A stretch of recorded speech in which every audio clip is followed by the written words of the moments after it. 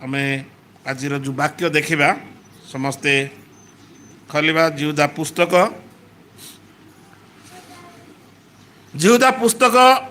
गोटे क्षुद्र पुस्तक हेले मध्य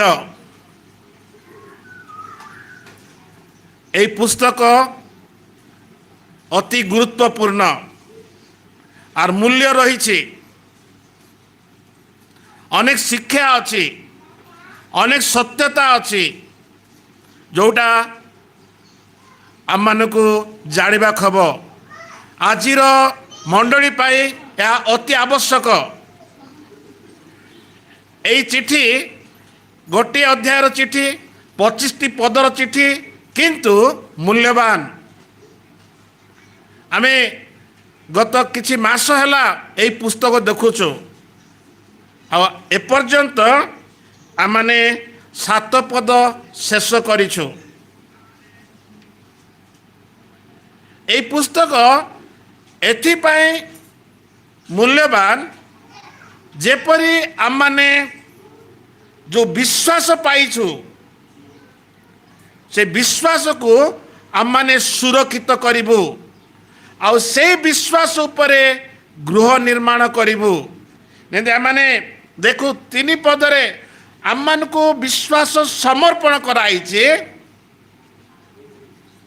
आउ से विश्वास को धरी रखिबा पाई प्राणपण करिबा खब।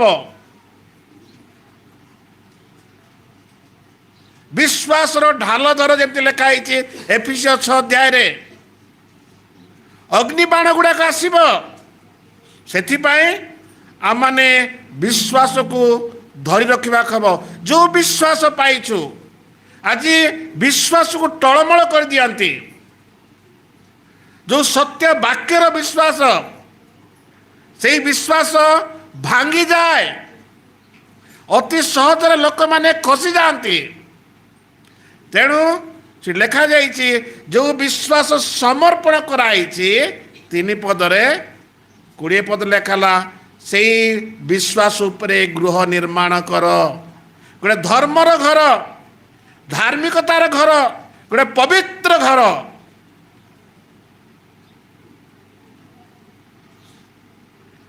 कहीं आमने जानू सेठी 3टी विषय अच्छी। गोटे विषय है 5 पदरे 4 पदरे आम देखु जे दंडर पात्र बोली वर्णित होइथिबा शास्त्र रे वर्णित लोक माने तुमको मध्य को आसीबे।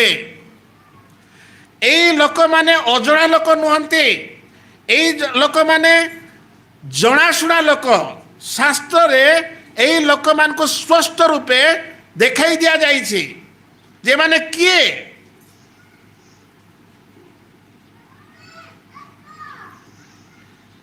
आमने देखो एम लिखा जाउछि 4 पदरे प्रथम विषय है अधार्मिक। से माने किए अधार्मिक लोक माने मंडल रे भीतर को आसी धार्मिक देखाई हुंती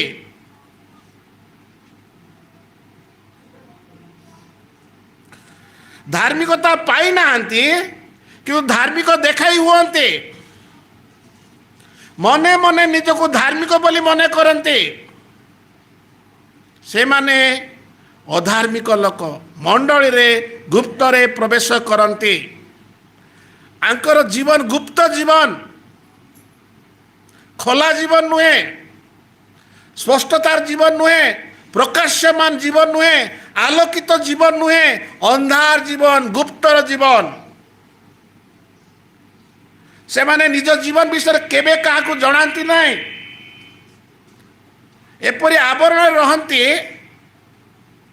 से मानकर सब गुप्त विषय लुकायित ही रही जाए।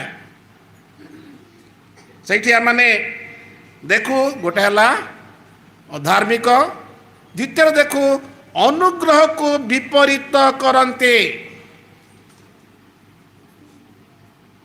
एटा बड़ विषय एटा बड़ विषय ଏଇଟା ମାନେ ସ୍ପଷ୍ଟ ଭାବରେ ଜାଣିବାକୁ ଆଜି ଆଜି ଆଜି ଆଜି ଆମେ ଏଇଟା ଦେଖିବା। ଅନୁଗ୍ରହକୁ ବିପରୀତ କରନ୍ତି ଅନେକ ଥର ଶୁଣିଛୁ, କିନ୍ତୁ ଆଜି ଆମେ ଦେଖିବା କି ପ୍ରକାର ଏଇ ଗୁପ୍ତରେ ଆସୁଥିବା ଲୋକମାନେ ଅନୁଗ୍ରହକୁ ବିପରୀତ କରନ୍ତି। ଅନୁଗ୍ରହ କ'ଣ?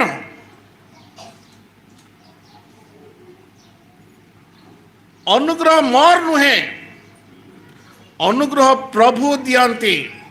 ଆମେ ପଢ଼ିବା 2 କରିନ୍ଥୀୟ ତାର 6 ଅଧ୍ୟାୟ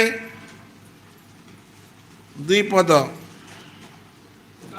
ନାଇଁ 1 ପଦ, ଶୁଣ 1।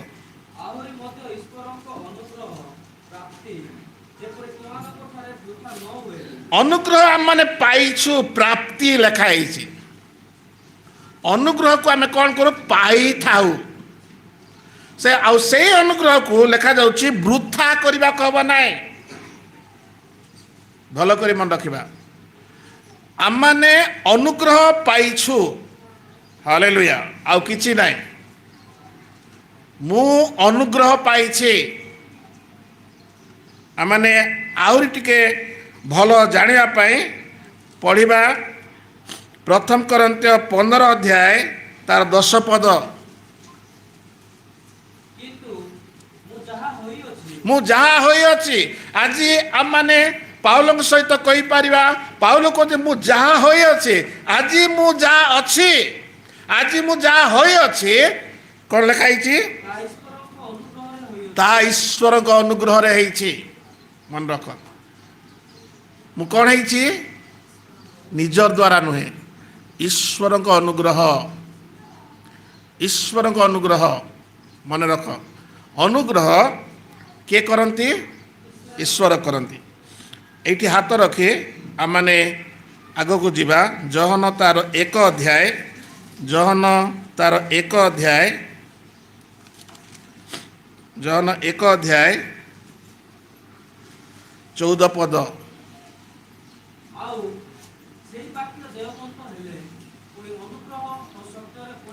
ଯୀଶୁ ଖ୍ରୀଷ୍ଟ କେମିତି ଥିଲେ? ଅନୁଗ୍ରହରେ ପୂର୍ଣ୍ଣ ଥିଲେ, ସତ୍ୟରେ ପୂର୍ଣ୍ଣ ଥିଲେ, ତାଙ୍କର ମିଥ୍ୟା ନଥିଲା।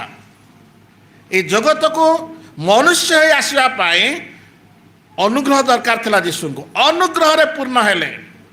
ଈଶ୍ୱରଙ୍କ ଭଳି ଦେଖି ହେବ ନାହିଁ। 1 ପଦ ଅନୁସାରେ, 18 ପଦ ଅନୁସାରେ ଈଶ୍ୱରଙ୍କୁ କେହି ଦେଖିପାରିବେ ନାହିଁ। କିନ୍ତୁ ସେ ଯେତେବେଳେ ଦେହବନ୍ତ ହେଉଛନ୍ତି, ସେ ଅନୁଗ୍ରହରେ ପୂର୍ଣ୍ଣ ହେଉଛନ୍ତି।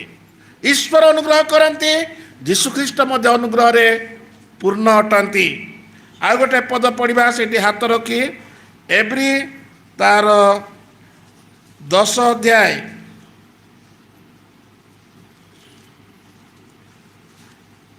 ଏବ୍ରୀ ତାର 10 ଅଧ୍ୟାୟ 29 ପଦ। 10:29। ଭାବି ଦେଖ, ଏଇଟା ଗୋଟେ ଭାବିବା ବିଷୟ। ତେବେ ଭାବି ଦେଖ ଯେ ଈଶ୍ୱରଙ୍କ ପୁତ୍ରଙ୍କୁ ପଦଦଳିତ କରିଅଛି। ଏଇଟା ମନ, ଯେ ଯୀଶୁଙ୍କୁ ପାଦ ତଳେ ରଖିଦେଲା। ଯୀଶୁଙ୍କୁ ଆମେ ହୃଦୟରେ ରଖୁ, ଯୀଶୁଙ୍କୁ ପାଦ ତଳେ ରଖିଛି। ତାପରେ କ'ଣ ଲେଖା ହେଇଛି?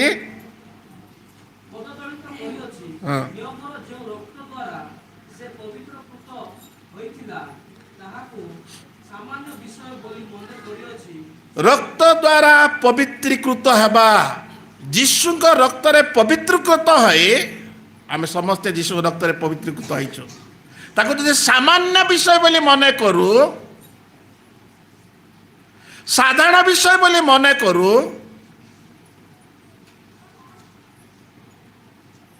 ତ କ'ଣ ହବ?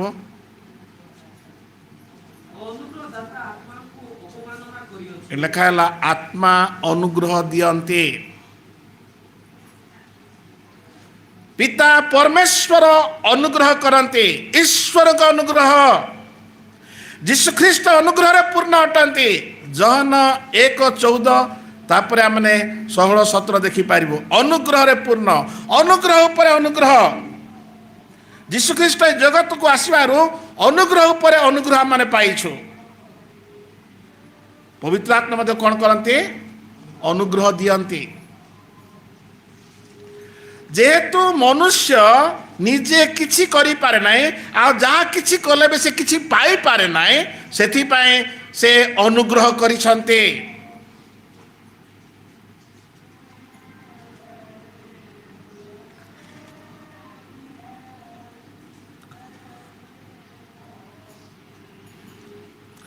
ରୋମିଓ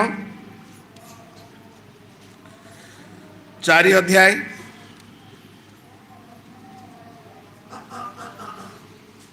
4 ପଦ। ଯେ କର୍ମ କରେ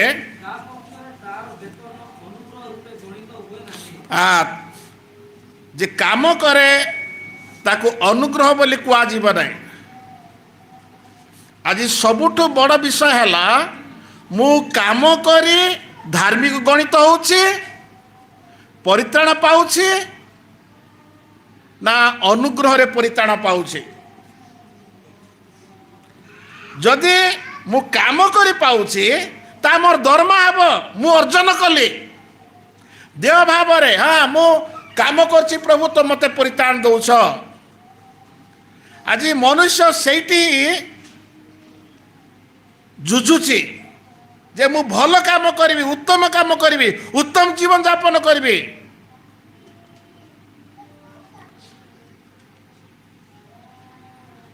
ଆମେ ଭଲ ଜାଣିବାକୁ ହବ, ଏଇଟା ଅବ୍ରାହମର ଉଦାହରଣ ଦିଆଯାଇଛି 4 ଅଧ୍ୟାୟରେ। ଅବ୍ରାହମ ମନ ରଖିଥିବ, ଅବ୍ରାହମ ପ୍ରଭୁଙ୍କର କଥା ମାନି ଉର ଦେଶରୁ ଆସିଲା, ବଡ଼ କାମ କଲା, ପ୍ରସ୍ଥାନ କଲା, ପରିବାର ପରିତ୍ୟାଗ କଲା, ସମସ୍ତଙ୍କୁ ପରିତ୍ୟାଗ କଲା। ତାପରେ ଲୋଟକୁ ନେଇ ଆସିଲା ପୁତ୍ରାକୁ। ଆଦି ପୁସ୍ତକ 13 ଲେଖା ହେଉଛି ସେ ଲୋଟ ଠାରୁ ମଧ୍ୟ ପୃଥକ ହେଇଗଲା, ବଡ଼ କାମ କଲା, କିନ୍ତୁ ଧାର୍ମିକ ଗଣିତ ହେଇନଥିଲା। ତାପରେ ଲେଖା ହେଉଛି 15:6 ସେ ବିଶ୍ୱାସ କରନ୍ତେ ଧାର୍ମିକ ଗଣିତ ହେଲା। ଘର ଛାଡ଼ିବା ହେତୁରୁ ନୁହେଁ, ଜ୍ଞାତି ବନ୍ଧୁ କୁଟୁମ୍ବ ଛାଡ଼ିବା ହେତୁରୁ ନୁହେଁ, ପୁତ୍ରାକୁ ଛାଡ଼ିଦେବା ହେତୁରୁ ନୁହେଁ। 15:6 କିନ୍ତୁ ପ୍ରଭୁ କହୁଛନ୍ତି 15:6 ବିଶ୍ୱାସ ସେ କଲା। ପ୍ରଭୁ ଆଦେଶ ଦେଲେ ତମେ କ'ଣ କର? ସୁନ୍ନତ ହୁଅ। ସୁନ୍ନତ ହେଲେ ତୁମେ ପରମେଶ୍ୱର ଲୋକ ହେବ। 17 ଅଧ୍ୟାୟ ଭଲ କରି ମନେ ରଖ, 12, 13, 14 ଏ 3ଟାରେ ଆମେ ଅବ୍ରାହମକୁ ଦେଖୁ ଉତ୍ସର୍ଗର ଜୀବନ, ସବୁ ପରିତ୍ୟାଗ କରିବା ଜୀବନ, ଭଲ ଜୀବନ, ଦେଶ ଛାଡ଼ିବା, ଜ୍ଞାତି କୁଟୁମ୍ବ ଛାଡ଼ିବା, ଏଟା ତାର କ'ଣ କର୍ମ। ସେଥିପାଇଁ ପ୍ରଭୁ ତାକୁ ଧାର୍ମିକ ଗଣିତ କଲେ ନାହିଁ। ଲେଖାଯାଉଛି ବିଶ୍ୱାସ ହେତୁ ତାକୁ ଧାର୍ମିକ ଗଣିତ। ତ ଯୋଉ ଗୁପ୍ତରେ ଲୋକମାନେ ଆସନ୍ତି ସେମାନେ ଅନୁଗ୍ରହକୁ ଅନୁଗ୍ରହ ବୋଲି କରନ୍ତି ନାହିଁ, ଅନୁଗ୍ରହକୁ ଗୋଟେ ଭାବନ୍ତି ଅଧିକାର, ଅନୁଗ୍ରହ ଗୋଟେ ଲାଇସେନ୍ସ, ଅନୁଗ୍ରହ ଗୋଟେ ସ୍ୱେଚ୍ଛାଚାରିତା, ଆମେ ଯାହା ବି କରିପାରିବୁ।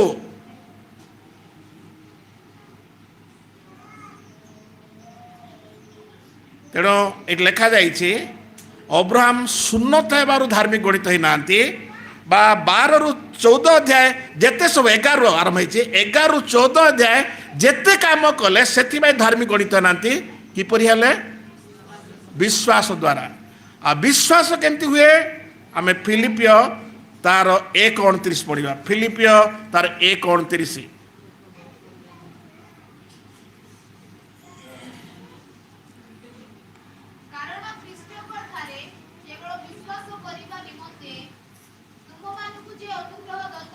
ଅନୁଗ୍ରହ କାହିଁକି ଦିଆଯାଇଛି? ବିଶ୍ୱାସ କରିବା ପାଇଁ। ମୁଁ ଯେତେବେଳେ ଯୀଶୁ ଖ୍ରୀଷ୍ଟକୁ ବିଶ୍ୱାସ କଲି, ତାର ଅର୍ଥ ନୁହେଁ ମୁଁ କଲି, ମୋତେ ପ୍ରଭୁ ଅନୁଗ୍ରହ ଦେଲେ। ହାଲେଲୁୟା। ଏଇଟା ମନେ ରଖିବାକୁ ହବ, ଭଲ ଭାବେ ଶୁଣ। ଯଦି ଆଜି ତୁମେ ଯୀଶୁ ଖ୍ରୀଷ୍ଟ ବିଶ୍ୱାସ କରିଛ, ତମର ନିଜର ବଳ ଦ୍ୱାରା ନୁହେଁ, निजर कर्म द्वारा नुहे, निजर ज्ञान द्वारा नुहे। लेखा जाउछि अनुग्रह। तमे जेते हृदय भितरे प्रभु को हालेलुया हालेलुया कहउथबो सेटा तुम पाई भल हबो। प्रभु मोर साई रे मते जण को तुम बाछि छ, मोर अंचल रे मोर परिवार जण को तुम बाछि छ। मु विश्वास कली, एथिबाई विश्वास कली जे तुम मते अनुग्रह देल। आ जदि एठी परिताण पाइबा लोक अछ, धार्मिक गणित हवा लोक अछ, मने रख अनुग्रह द्वारा आम परिवार अनेक लोक ए विषय जानि नाहंती। हुए तो से गीत गाउछंती, प्रशंसा करूछंती, किंतु अनुग्रह को बुझी नाहंती। तो गुप्तर लोक आसथिबा लोक माने धार्मिक देखांती, किंतु से अधार्मिक आ अनुग्रह को विपरीत करंती। रोमियो तार 9 अध्याय 16 पद।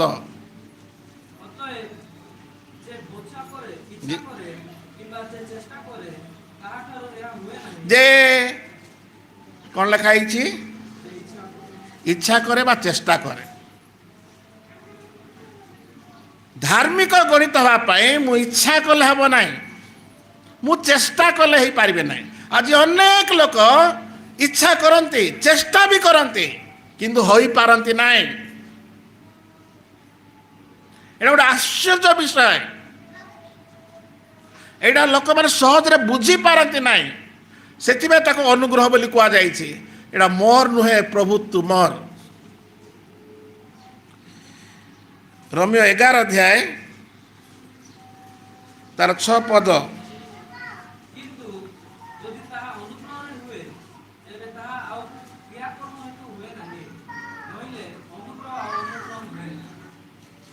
एटा नहिले अनुग्रह आउ अनुग्रह ने क्रिया कर्म। आमे जते लोक मान को देखो ओ एंती अछि कि केंती मंडली को आसी चोरटा, जुआरीटा, मदुआटा,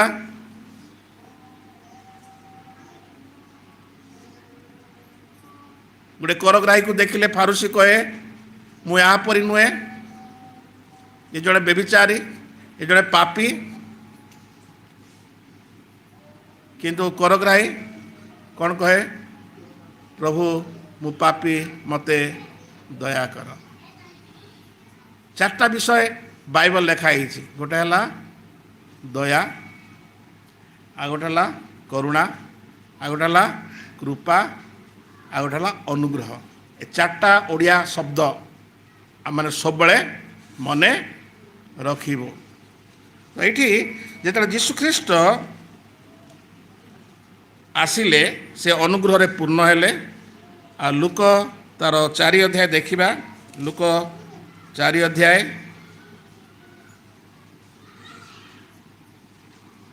19 पद।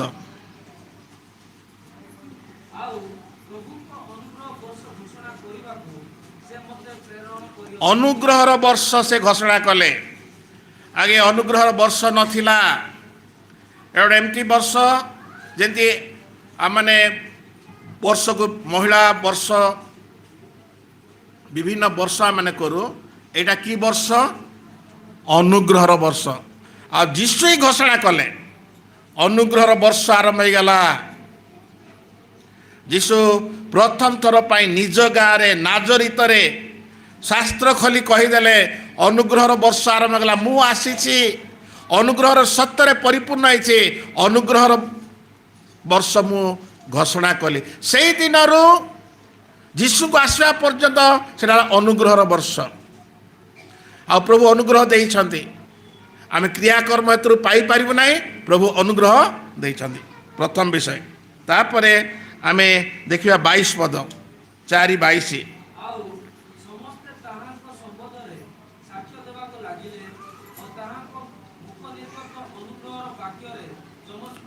तांकर मुखरु अनुग्रहर वाक्य निर्गत है। हालेलुया। काटू बाहर ना, एटा मोठू बाहर ना, केवल प्रभु जीशु मुखरु जेते कथा बाहर अनुग्रहर कथा। अनुग्रह पूर्ण हेले अनुग्रहर कथा कहले लोक मान को चमत्कार करदेव, चमकाई देव।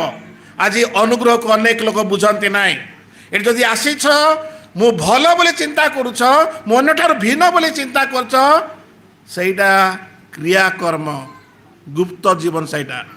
କିନ୍ତୁ ସ୍ପଷ୍ଟ ଜୀବନ ହେଲା କ'ଣ? ମୁଁ କହିବି ତୁମର ଅନୁଗ୍ରହ ମୋତେ କରିଅଛି। ମୋତେ ଯଦି ଭଲ ଭାବରେ ଜଣେ ଲୋକ ଦେଖିବ, ସେ କହିବ ଏ ଗୋଟେ ବହୁତ ଦୁଷ୍ଟ ପାପୀ ଭୟଙ୍କର ଲୋକ ବୋଲି କହିବ। କିନ୍ତୁ ପ୍ରଭୁ ଯେତେବେଳେ ମୋତେ ଦେଖନ୍ତି, ମୋତେ ସେ ଅନୁଗ୍ରହ ଦିଅନ୍ତି, ଆଉ ମୁଁ ଧାର୍ମିକ ବୋଲି ତାଙ୍କଠାରେ ଦେଖାଯାଏ। କେବଳ ଈଶ୍ୱର ମନୁଷ୍ୟକୁ ଧାର୍ମିକ ଗଣିତ କରନ୍ତି, ଯେହେତୁ ସେ ଜାଣିଛନ୍ତି ଧାର୍ମିକ କିଏ। ଏଇଟା ମନେ ରଖିଥିବ। ମନୁଷ୍ୟ ପାପୀ, ସେ ଅନ୍ୟକୁ ଦେଖିଲେ ପାପୀ ବୋଲି ଚିନ୍ତା କରେ। କିନ୍ତୁ ଈଶ୍ୱର ଧାର୍ମିକ, ଯେତେବେଳେ ମୋତେ ସେ ଦେଖନ୍ତି, ଯୀଶୁଖ୍ରୀଷ୍ଟ ଭିତରେ ଦେଖନ୍ତି, ଆଉ ସେ ମୋତେ ଧାର୍ମିକ ବୋଲି ଗଣିତ। ତେଣୁ ଯୀଶୁଖ୍ରୀଷ୍ଟ ଆସିବାରୁ ଅନୁଗ୍ରହର ବର୍ଷ ଆରମ୍ଭ ହେଲା। ଯୀଶୁଖ୍ରୀଷ୍ଟ ଆସିବାରୁ ଅନୁଗ୍ରହର ବାକ୍ୟ ଆମଠାରେ ଅଛି। ଆମେ ଭଲ ଭାବେ ମନେ ରଖିବୁ। ଈଶ୍ୱର ଅନୁଗ୍ରହ ଦିଅନ୍ତି, ଯୀଶୁ ଅନୁଗ୍ରହ ଦିଅନ୍ତି, ପବିତ୍ର ଆତ୍ମା ଏତେ ଅନୁଗ୍ରହ ଦିଅନ୍ତି। କାହିଁକି? ଯେପରି ଆମମାନେ ଧାର୍ମିକ ଗଣିତ ହେବୁ, ଯେପରି ଆମେ ବିଶ୍ୱାସରେ ଧାର୍ମିକ ଗଣିତ ହେଇପାରିବୁ, ଯେପରି ଆମେ ପରିତ୍ରାଣ ପାଇପାରୁ, ଯେପରି ଆମେ ଅନନ୍ତ ଜୀବନ ପାଇପାରିବୁ। ଏସବୁ ଆମର ଅର୍ଜନ ନୁହେଁ, ପ୍ରଭୁ ଯୀଶୁ କ୍ରୁଶରେ ସମାପ୍ତ କରିଥିବାରୁ। ଯୀଶୁଖ୍ରୀଷ୍ଟ କ୍ରୁଶରେ କହିଲେ ସବୁ ସମାପ୍ତ ହେଲା, ଦ୍ୱାର ଖୋଲିଗଲା, ମନ୍ଦିର ବସ୍ତ୍ର ଚିରିଗଲା। ଏବେ ଆରାମରେ ଜଣେ ଲୋକ ପ୍ରଭୁଙ୍କ ପିତାଙ୍କ ନିକଟ, ମୁଁ ପଥ ସତ୍ୟ ଜୀବନ, ତମେ ପିତାଙ୍କ ନିକଟକୁ ଯାଇପାରିବ। ଚିରିଗଲା ସେଇଟା।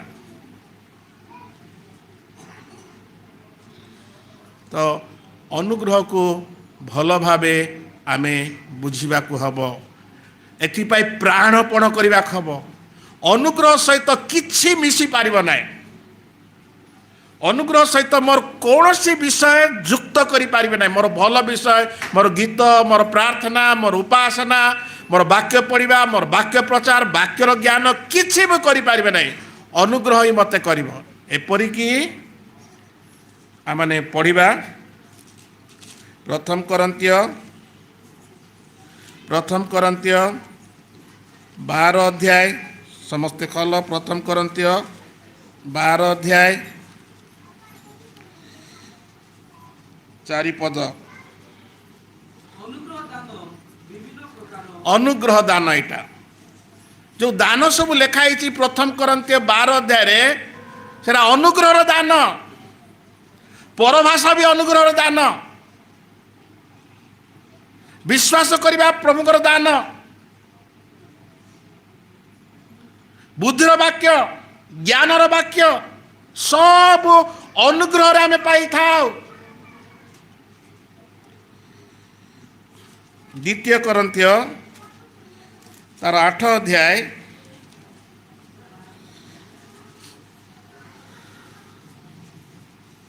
1 ଆଉ 2 ପଦ।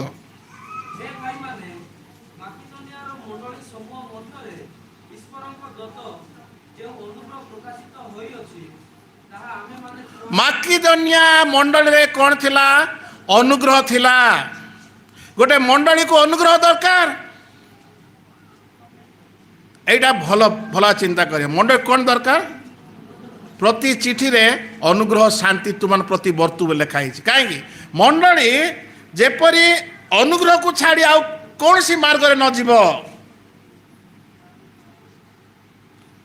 3,50,000 ଏଇଟା ନଷ୍ଟ ହେଇଗଲା, 20,000 ବଞ୍ଚିଗଲା। କ'ଣ ହେଲା? ଆଶ୍ଚର୍ଯ୍ୟ କର୍ମ। କ'ଣ ସେଟା? ଅନୁଗ୍ରହ। ବେଶୀ ଲସ୍, ଅଳ୍ପ ଲାଭ। ସେଟା ବି ଲାଭ ନାହିଁ ନା। 20,000 ଏଇଟା ନିଜେ ମାରିଥିବା ଲାଭ କ'ଣ ଅଛି? ମୋତେ ଦେହ ବହୁତ ଖରାପ ହେଇଯାଉଛି। କ'ଣ ସେଟା? ଅନୁଗ୍ରହ। ପଢ଼ବା ଆମେ এইটি দেখবা। এই দেখিଛୁ ମାକିଦନିଆ ମଣ୍ଡଳୀ କ'ଣ ଥିଲା? ଅନୁଗ୍ରହ ଥିଲା। ପ୍ରେରିତ 11 ଅଧ୍ୟାୟ प्रेरित 11 अध्याय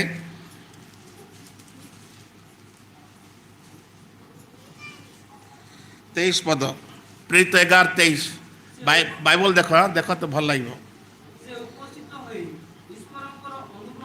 हाँ देखाई 11 पदरे 22 पदरे आंतियोख्या रे सुषमाचार प्रचार होता आ लोक मैंने जमा होते आठी गला पले वर्णबा केते धड़ा केते ज्ञानी लोक मैंने अच्छा रूप वर्णना कर कौन देखिले अनुग्रह देखिले।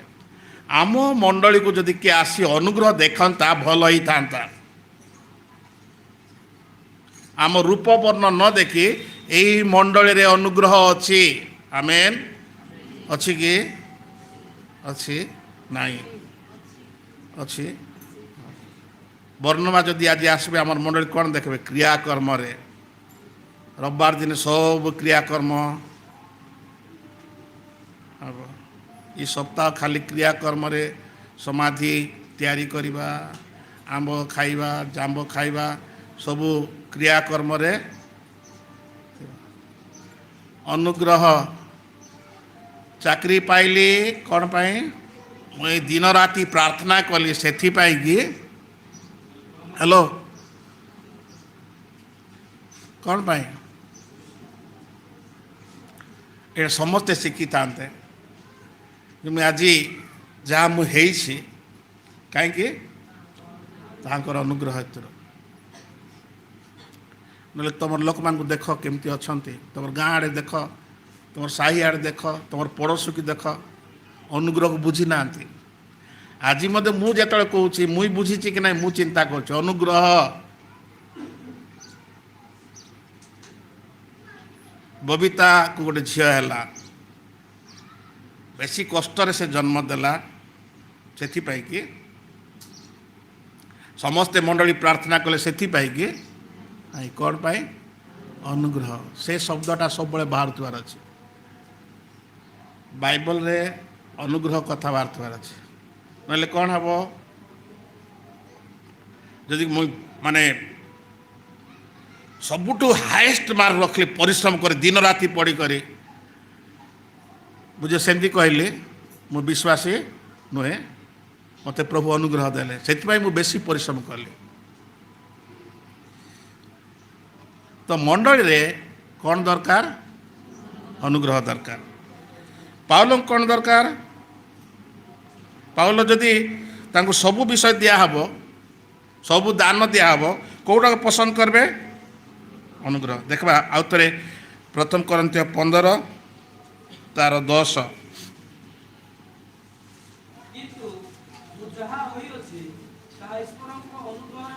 जहाँ होइछि अनुग्रह होइछि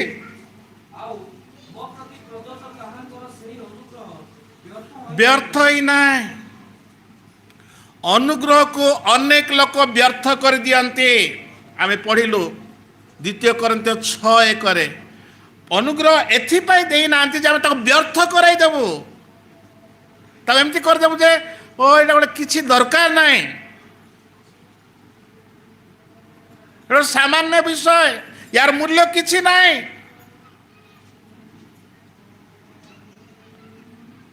आज अनेक लोक कहती तुम्हें जो एमती हेब ना नरक को जीव एमती कर स्वर्ग को जीव नाई अनुग्रह एटा मन रख तुम भल जीवन उत्तम जीवन तुमको नेब ना अनुग्रह जदि मु उत्तम जीवन काटिली सेटा भी कौन अनुग्रह। हेलो पिंटू समझ रहा है हाँ लालू टे कही दौचे घासी साई रु आसिक हालेलुया स्तुति गाए हम गायबाटा कहीं अनुग्रह ना से गा सी कौनटा गाँव बामण हो गले से माने जेते लोक अच्छा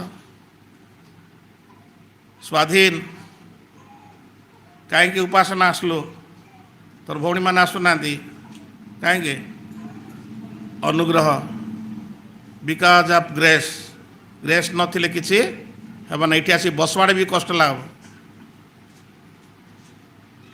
तापर कौन लिखा है?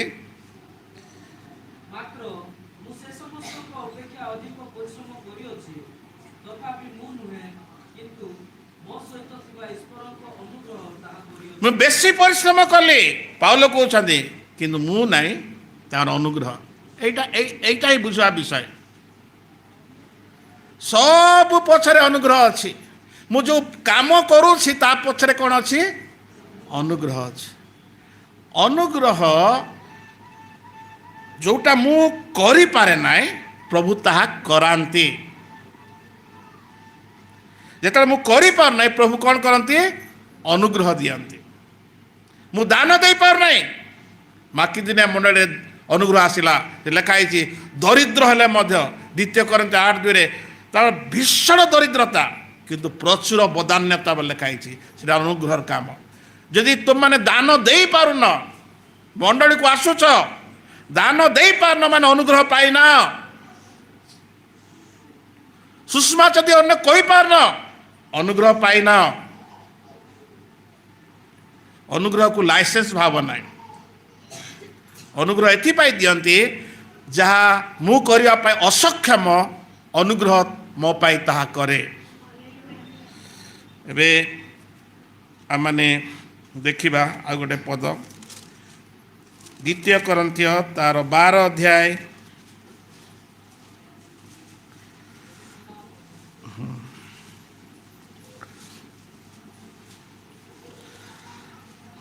ସାତରୁ ପଢ଼ବା। 9 ପଦ ବାସନ୍ତି ଭଲ ମନ ରଖିଛି। 9 ପଦ।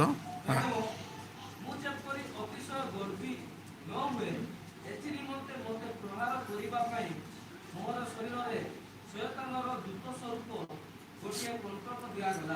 ଶୈତାନର ଦୂତ ସ୍ୱରୂପ ମର୍ଷରେ କ'ଣ ଦିଆଗଲା? କଣ୍ଟା। ଭଲ କରି ପଢ଼। ହ୍ୟାଲୋ, କଣ୍ଟା ଦିଆଗଲା ବିକି? ସେ କଣ୍ଟା କ'ଣ? ଶୈତାନର। ସେ କଣ୍ଟା କ'ଣ ହେଉଥିବ? ବେଶୀ କଷ୍ଟ। ପାଉଲ କହୁଛନ୍ତି, ମୋର ଶରୀରରେ ଗୋଟେ କଣ୍ଟା ଦିଆହେଲା। ଏଥିପାଇଁ ଦିଆହେଲା ଯେମିତି ମୁଁ ଗର୍ବୀ ନ ହୁଏ। ଅନୁଗ୍ରହର ବିପରୀତ ହେଲା ଗର୍ବ।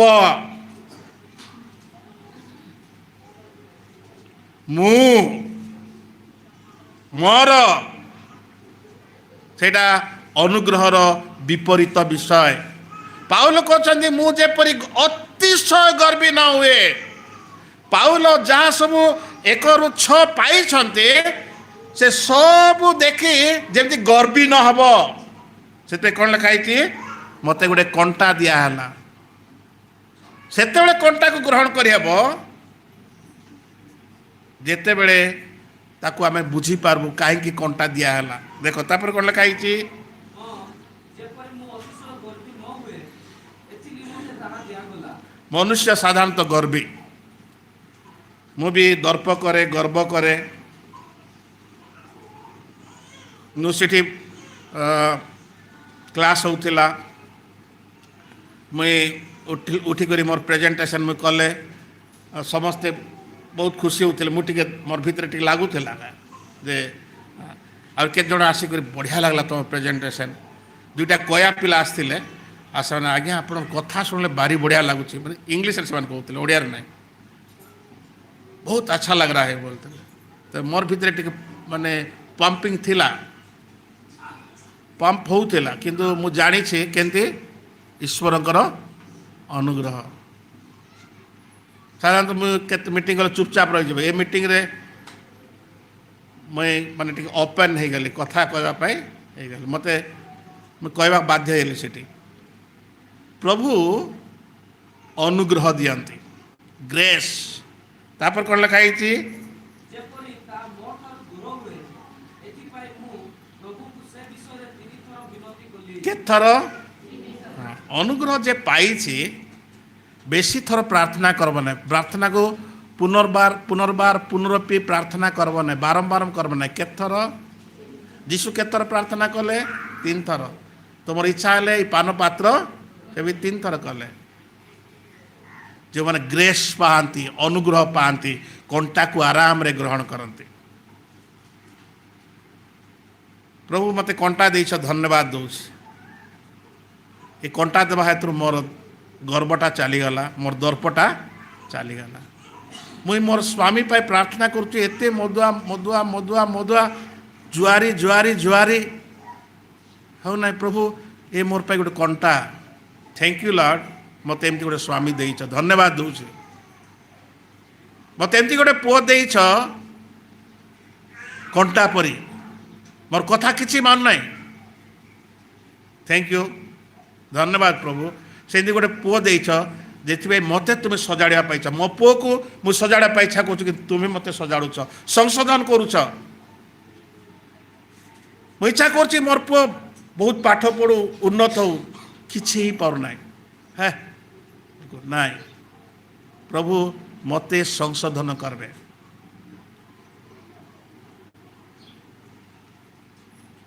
ଦେଖ ତାପରେ କ'ଣ ଲେଖା ହେଇଛି, ଆଉ ସେ ମୋତେ କହିବ, ସେ ମୋତେ କହିଅଛନ୍ତି ଏଇଟା, ଯେତେବେଳେ କଣ୍ଟା ଆସେ ସେତେବେଳେ ପ୍ରଭୁ କଥା କହନ୍ତି, ସେ ମୋତେ କହିଅଛନ୍ତି। ଯେତେବେଳେ ଆମେ ଦୁଃଖ କଷ୍ଟ ବେଦନା ଯନ୍ତ୍ରଣାରେ ଥାଉ, ପ୍ରଭୁ ମୋତେ କଥା କହନ୍ତି, ତାଙ୍କର ବାକ୍ୟ ଦ୍ୱାରା ପ୍ରଭୁ କଥା କହନ୍ତି, ସ୍ୱପ୍ନରେ ଦର୍ଶନ ନୁହେଁ, ବାକ୍ୟ ଦ୍ୱାରା କଥା। ଆଜି ପାଉଲଙ୍କର ଏଇ ବାକ୍ୟ ଦ୍ୱାରା ମୋତେ ବି କଥା କହୁଛନ୍ତି। କାହିଁକି ମୋତେ କଣ୍ଟା ଦିଆହେଇଛି? କ'ଣ ଲେଖା ହେଇଛି? କହିଛନ୍ତି ଆମର ଅନୁଗ୍ରହ ତୁମ ନିମନ୍ତେ ଯଥେଷ୍ଟ। ଅନୁଗ୍ରହ କେତେ? ପ୍ରଭୁ ଯଥେଷ୍ଟ ଦିଅନ୍ତି। ଧନ ମୋତେ ଯଥେଷ୍ଟ ଦିଅନ୍ତି ନାହିଁ, ଅନୁଗ୍ରହ ଧନ ଦିଅନ୍ତି। ହାଲେଲୁୟା। କ'ଣ ଇଚ୍ଛା କରୁଛ? ଜଗତର ସବୁ ପୂର୍ଣ୍ଣତା ପ୍ରାଚୁର୍ଯ୍ୟତା ନା ଅନୁଗ୍ରହ? ଲର୍ଡ ଗିଭ୍ ମି ଗ୍ରେସ୍। ଆଜି ଯଦି ତମେ ଆଜି ଅନୁଗ୍ରହକୁ ବୁଝିଗଲ, ଆଉ କେବଳ ଅନୁଗ୍ରହ ଦ୍ୱାରା ସବୁ ହେଉଛି, ଆଉ ଅନୁଗ୍ରହର ଜୀବନ କାଟିବ, ତେବେ ଦେଖିବ ତମର ଜୀବନ କେମିତି ଆସି ସମୟ ହେବ। ତାପରେ କ'ଣ ଲେଖା ହେଇଛି? କାରଣ ଦୁର୍ବଳତାରେ ଆମର ଶକ୍ତି ସିଦ୍ଧ ହୁଏ। ହଁ, ଯେତେବେଳେ କଣ୍ଟା ଆସେ ଆମେ କ'ଣ ହେଇଯାଉ? ଦୁର୍ବଳ ହେଇଯାଉ। ଗର୍ବୀକୁ ଯେତେବେଳେ ପ୍ରଭୁ ଦୁର୍ବଳ କରିଦିଅନ୍ତି, ସଜାଡ଼ି ହେଇଯାଏ ସେ। ଯେତେବେଳେ ମୁଁ ଦୁର୍ବଳ ହୁଏ, ଲେଖା ହେଇଛି ଈଶ୍ୱର ଶକ୍ତି ମୋର ଜୀବନରେ ପ୍ରକାଶିତ ହୁଏ। ଆଜି ଆମର ଜୀବନରେ ଈଶ୍ୱର ଶକ୍ତି ପ୍ରକାଶିତ ହେଉନାହିଁ, ଯେହେତୁ ଆମେ ସବଳ, ଆମେ ବଳିଷ୍ଠ, ଆମେ ବଳବାନ, ଆମେ ଶକ୍ତିବାନ, ଆମେ କହୁଛୁ ମୁଁ ସବୁ କିଛି କରିପାରିବି।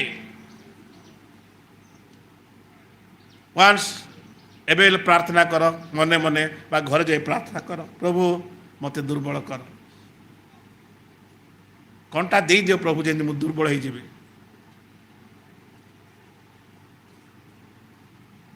ଶୈତାନ ଭଲ କାମ କରେ ମୋର ଜୀବନରେ କଣ୍ଟା ହେଇକି। ଶୈତାନ କଣ୍ଟା ମୋର ଜୀବନରେ ଯେତେବେଳେ କଣ୍ଟା କାମ କରେ, ଶୈତାନ ମୋର ଜୀବନ ପ୍ରଭୁ ତାଙ୍କର ବଳକୁ ପ୍ରକାଶ କରନ୍ତି। ହାଲେଲୁୟା। ତାପରେ କ'ଣ ଲେଖା ହେଇଛି? ଅତଏବ ଯେପରି କୃଷ୍ଣଙ୍କ ଶକ୍ତି ମୋ ଉପରେ ଅବସ୍ଥାନ ହଁ, କରେ, ମୋର ଉପରେ କାହାର ଶକ୍ତି ଅବସ୍ଥାନ କରେ? ଖ୍ରୀଷ୍ଟଙ୍କ ଶକ୍ତି।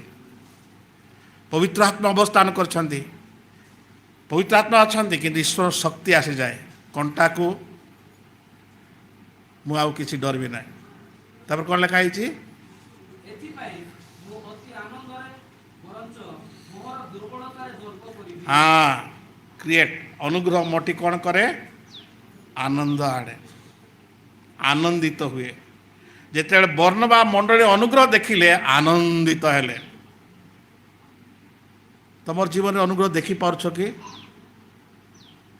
ପ୍ରଭୁଙ୍କ ଅନୁଗ୍ରହ ଦେଖୁଛ କି? ତମର ଜୀବନ କେତେ ଅନୁଗ୍ରହ? ତମେ ବିଧବା ହେଇଛ, ଅନେକ ବିଧବାମାନେ ଅଛନ୍ତି ଅନୁଗ୍ରହ ପାଇନାହାନ୍ତି, ତମର ଜୀବନ ଅନୁଗ୍ରହ ଦେଇଛନ୍ତି।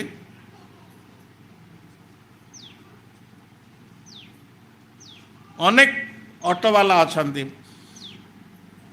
ତମକୁ ପ୍ରଭୁ ଅନୁଗ୍ରହ ଦେଇଛନ୍ତି। ଅନେକ କୁଲି କାମ କରୁଛନ୍ତି, ତମେ କରୁଛ, ପ୍ରଭୁ ତୁମକୁ ଅନୁଗ୍ରହ ଦେଇଛନ୍ତି।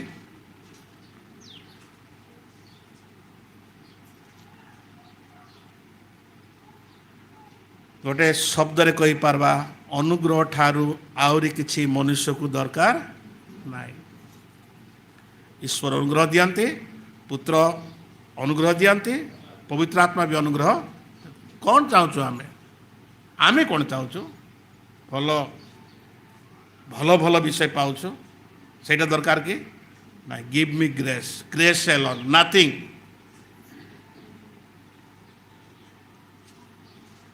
ତ ଅନୁଗ୍ରହ ଯଦି ପାଇଛୁ, ଆମେ ଚାରିଟା ବିଷୟ କରିବା ନାହିଁ। ଗୋଟେ ହେଲା, ଆମେ ଦେଖିଲୁ ଲାଷ୍ଟ, ଶୁଣ, ଅନୁଗ୍ରହ ଯଦି ପାଇଛୁ, ଆମେ ଦେଖିଲୁ 6 ଅଧ୍ୟାୟ, 2 Corinthians 6 ଅଧ୍ୟାୟ ତାର 1 ପଦ। ଆହୁରି ମଧ୍ୟ ଈଶ୍ୱରଙ୍କ ଅନୁଗ୍ରହ ପ୍ରାପ୍ତି ଯେପରି ତୁମମାନଙ୍କଠାରେ ବୃଥା ନ ହୁଏ। କ'ଣ ନ ହୁଏ? ଅନୁଗ୍ରହ ଆମେ କ'ଣ କରିବା ନାହିଁ? ବୃଥା କରିବା ନାହିଁ। ଅନୁଗ୍ରହକୁ ଆମେ ବୃଥା କରିବା ନାହିଁ। ସବୁ ମନେ ରଖିବ, ଅନୁଗ୍ରହ ଏପରି ଗୋଟେ ବିଷୟ ଯେଉଁଟାକି ଆମେ ବୃଥା କରିବାକୁ ହେବ ନାହିଁ। ପ୍ରଭୁ ଆମମାନଙ୍କୁ ଅନୁଗ୍ରହ ଦେଇଛନ୍ତି, ଯେପରି ଆମେ ସେଟାକୁ ବୃଥା କରିବୁ ନାହିଁ, ବୃଥା ହେବ ନାହିଁ। ଯଦି ଆମେ ଅନୁଗ୍ରହକୁ ବୃଥା କରିଦେଉ, ତେବେ ଆମ ଜୀବନରେ ଆମେ କଷ୍ଟ ହିଁ କଷ୍ଟ ଦେଖିବୁ। ତେବେ ଆମମାନେ ପ୍ରଥମ ବିଷୟ ଜାଣିବାକୁ ହେବ ଯେ ଅନୁଗ୍ରହ ଯେପରି ଆମଠାରେ କ'ଣ ହେବ ନାହିଁ? ଗାଲାତୀୟ 2:21।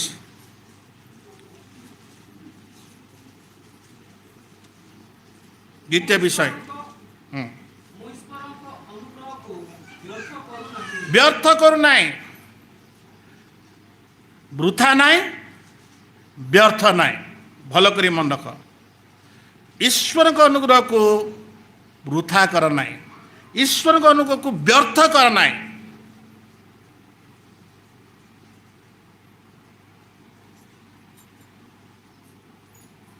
ଗାଲାତୀୟ 5:4। ତୁମେମାନେ ଯେତେ ଲୋକ ବ୍ୟବସ୍ଥା ଦ୍ୱାରା ଧାର୍ମିକ ଗଣିତ ହେବାକୁ ଚାହୁଁଅଛ, ତୁମେମାନେ ଖ୍ରୀଷ୍ଟଙ୍କ ଠାରୁ ବିଚ୍ଛିନ୍ନ ହୋଇଅଛ, ତୁମେମାନେ ଅନୁଗ୍ରହରୁ ପତିତ ହୋଇଅଛ। ଅନୁଗ୍ରହରୁ ପତିତ ହେବା ମାନେ ଖ୍ରୀଷ୍ଟଙ୍କ ଠାରୁ ବିଚ୍ଛିନ୍ନ ହୋଇଯିବା। ଖ୍ରୀଷ୍ଟଙ୍କ ସହିତ ଯଦି ଲାଗି ରହିବା, ତେ ଅନୁଗ୍ରହ ଆମ ପାଖରେ ଅଛି। ଅନ୍ୟ କାମ ଗୁଡ଼ାକ ଯଦି ମୁଁ କରେ, ମୁଁ ଖ୍ରୀଷ୍ଟଙ୍କ ଠାରୁ ବିଚ୍ଛିନ୍ନ, ମୁଁ ଚେଷ୍ଟା କରୁଛି, ମୁଁ କର୍ମ କରୁଛି, ମୁଁ ପରିଶ୍ରମ କରୁଛି, ଏଠି କ'ଣ ଲେଖା ହେଇଛି? ଅନୁଗ୍ରହରୁ ପତିତ ହେବା, ବ୍ୟର୍ଥ, ବୃଥା, ପତିତ। ଠିକ୍ ସେମିତି ଆଉ ଗୋଟେ ପଦ ପଢ଼ବା, ଯେଉଁଟାକି ଆମେ ଏଭ୍ରି ତାର 12 ତାର 15 ଦେଖିବୁ।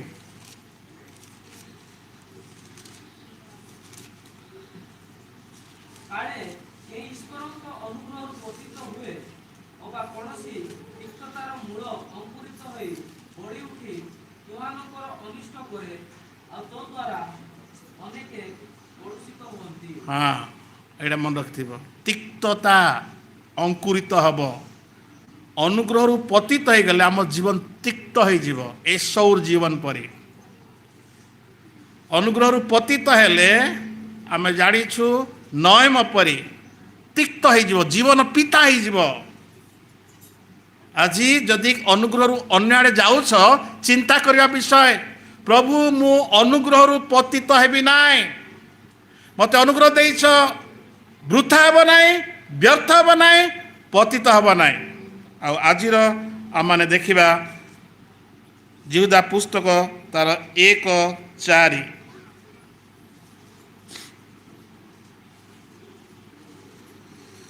କାରଣ ପ୍ରାଚୀନ ଶାସ୍ତ୍ରମାନଙ୍କରେ ଡଙ୍ଗର ପାତ୍ର ବୋଲି ବର୍ଣ୍ଣିତ ହୋଇଥିବା କେତେକ ଲୋକ ତୁମମାନଙ୍କ ମଧ୍ୟରେ ଗୁପ୍ତରେ ପ୍ରବେଶ କରିଅଛନ୍ତି।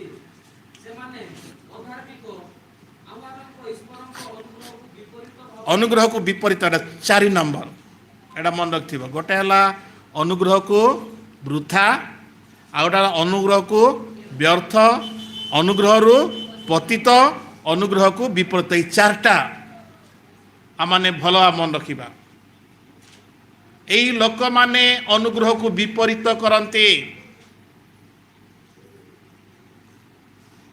ଖ୍ରୀଷ୍ଟଙ୍କ ଠାରୁ ବିଚ୍ଛିନ୍ନ ହେଇଥାର। ଅନୁଗ୍ରହରୁ ବିପରୀତ ହେଲେ ସେଠି ଲେଖା ହେଉଛି ଯେ କାମୁକତା, ଯେଉଁଟାକି କାମୁକ ବିଷୟ, ଶାରୀରିକ ବିଷୟ, ବ୍ୟଭିଚାର, ସେଟା କ'ଣ ହୁଏ? ତାର ଜୀବନରେ ଆରାମରେ ହୁଏ, ତାର ଶରୀରରେ ପବିତ୍ରତା ଚାଲିଯାଏ, କଳୁଷିତ ହେଇଯାଏ। ସେ ତାର ମନରେ କେବଳ ସେଇ ବିଷୟ ହିଁ ଥାଏ।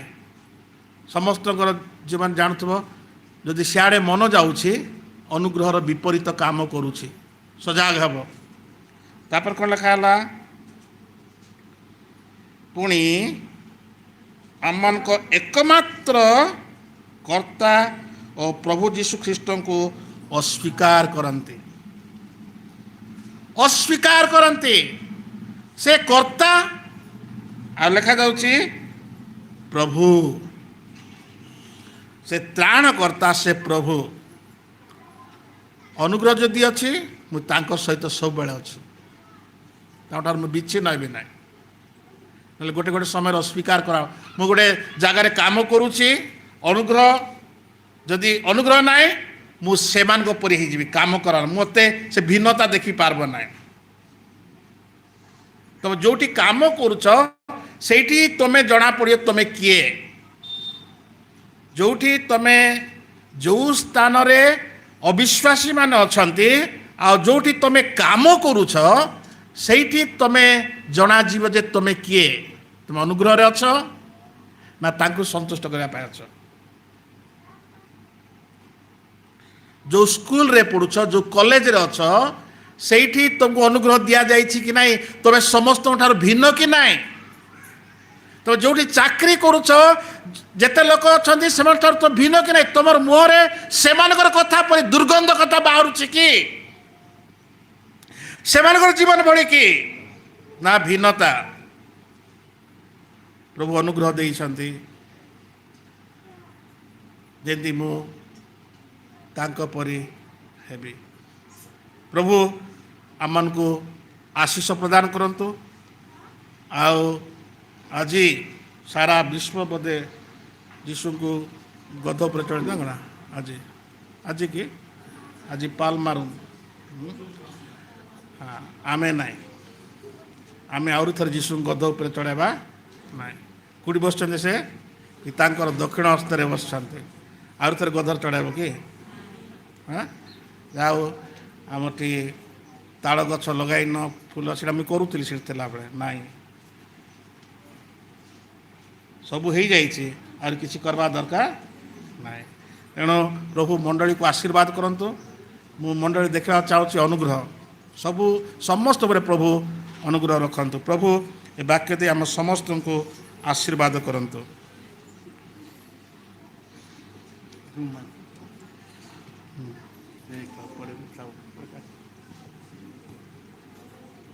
ପ୍ରାର୍ଥନା କରିବା। ପ୍ରଭୁ ଧନ୍ୟବାଦ ଦେଉଛୁ ତୁମରି ଅନୁଗ୍ରହ ନିମନ୍ତେ।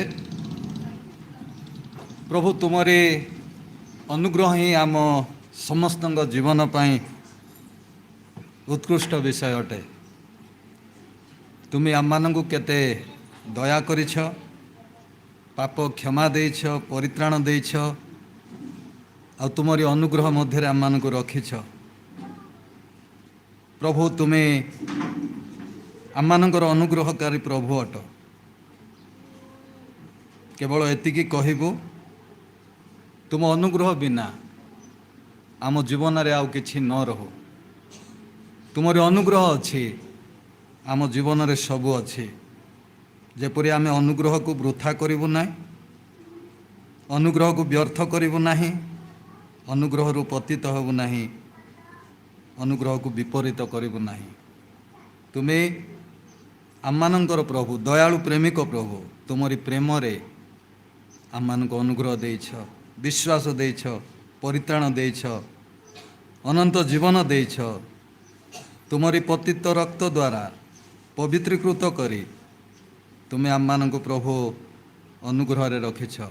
ମଣ୍ଡଳୀର ସମସ୍ତଙ୍କ ଜୀବନରେ ତୁମରି ଅନୁଗ୍ରହକୁ ରଖ। ଏହି ମଣ୍ଡଳୀ ଗୋଟେ ଅନୁଗ୍ରହକାରୀ ମଣ୍ଡଳୀ ଭାବରେ ଜଣାଯିବ। ରୂପ ବର୍ଣ୍ଣ କୌଣସି ବେଶଭୂଷା ନୁହେଁ, କିନ୍ତୁ ତୁମରି ଅନୁଗ୍ରହକୁ ଦେଖିବେ, ସେହିପରି ତୁମେ ଦୟା କର। ପ୍ରାର୍ଥନା କରୁଛୁ ପ୍ରଭୁ, ଭାରତରେ ଜୁନ୍ ମାସରେ ଯେଉଁ 729 ଲୋକଦଳ ମଧ୍ୟରେ ସୁସମାଚାର କାର୍ଯ୍ୟ ଆରମ୍ଭ ହେବା ପାଇଁ ଯାଉଛି, ସେହି ସ୍ଥାନରେ ମଧ୍ୟ ପ୍ରଭୁ ତୁମରି ଅନୁଗ୍ରହକୁ ରଖ। ତୁମରି ଅନୁଗ୍ରହ ବିନା କିଛି ହେଇପାରିବ ନାହିଁ। ଯେଉଁମାନଙ୍କୁ ତୁମେ ଆହ୍ୱାନ କରିଛ, ମନୋନୀତ କରିଛ, ତୁମେ ସୁସମାଚାରକୁ ଶୁଣି ବିଶ୍ୱାସ କରି ତୁମ ନିକଟକୁ ଆସିବା ପାଇଁ ସାହାଯ୍ୟ କର। ପ୍ରାର୍ଥନା କରୁଛୁ ରିକି ଭଉଣୀ ନିମନ୍ତେ ଆଉ ସେ ଯେଉଁ ପରିବାରକୁ ସୁସମାଚାର କହୁଛି ତାଙ୍କ ପାଇଁ ପ୍ରାର୍ଥନା କରୁଛି। ତୁମେ ସେମାନଙ୍କ ହୃଦୟରେ କାର୍ଯ୍ୟ କର, ସେମାନେ ମଧ୍ୟ ପ୍ରଭୁ ଯେପରି ତୁମକୁ ଜାଣିବେ ଆମେ ପ୍ରାର୍ଥନା କରୁଛୁ।